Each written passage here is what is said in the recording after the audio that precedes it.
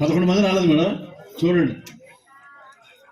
ఆ తాడితో కూడా చెప్పు, అంతమంది కంపల్సరీ రమ్మని, లేకపోతే బీకాసం వాలంటీర్స్ సర్పంచ్ మీకు కూడా చెప్తున్నాను, వాలంటీర్స్ అందరూ కంపల్సరీ యాక్టివ్ ఉండాలి. మీ వర్గమైనా, మీ చుట్టమైనా, మీ కులమైనా, ఎవరైనా. జగన్ గారికి అనుకూలంగా ఉన్నవాడే ఉంటాడు, అర్థమైందా? పార్టీకి అనుకూలంగా ఉంటాడు, అవంతి శ్రీనివాస అనుకూలంగా ఉంటాడు.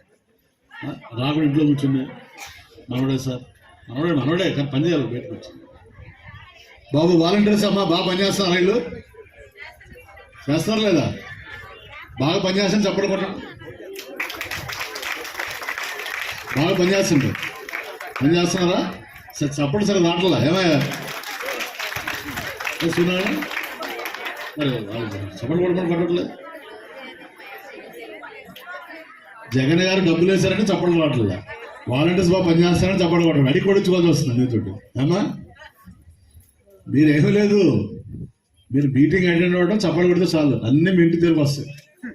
ఏది జగన్ గారు ముఖ్యమంత్రి అయితే, పొరపాటున జగన్ గారు అవ్వకుండా చంద్రబాబు నాయుడు అయితే ఈ వాలంటీర్స్ ఉండరు, ఫస్ట్ మిమ్మల్ని బీకేస్తారు బాబు. సచివాలయం ఉండదు, జోక్ కాదు, సచివాలయం క్లోజ్ చేస్తారు. మళ్ళీ మీరు భీమిలి మండల ఆఫీస్కి వెళ్ళాలి, అక్కడ ఉందా విశాఖపట్నం